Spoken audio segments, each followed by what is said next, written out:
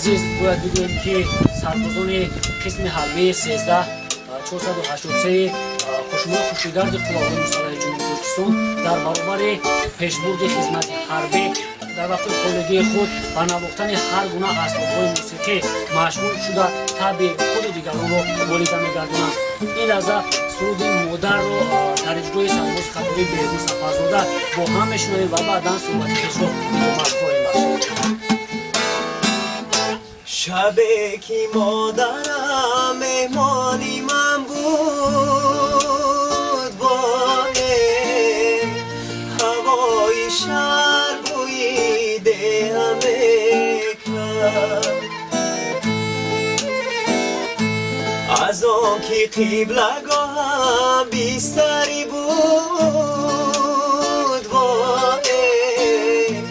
دعا و سجده سوی همه کرد از آن که قبلگاهم بیستری بود واقع دعا و سجده سوی ده همه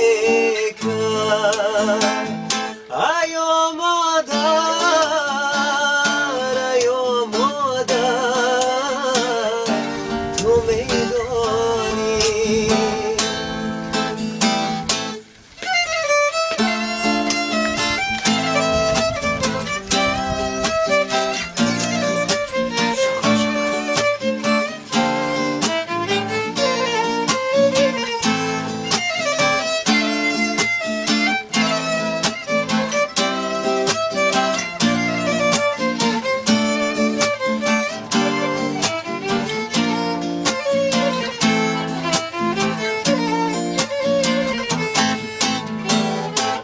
با علم نویسم شعرهایم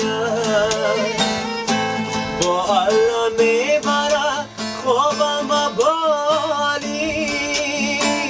ایا مادر تو میدانی وای با علم دست و پاک و بم بجایم شبی که مادرم مهمانی من بود وای هوای شهر بویده همه کرد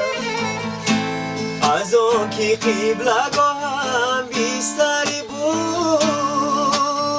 وای دعا و سجده سوی ده همه کرد از آن که قبلگاهم بیستری بود وای دعا و سجده سوی ده همه کرد دعا و سجده سوی ده همه کرد دعا و سجده سوی ده همه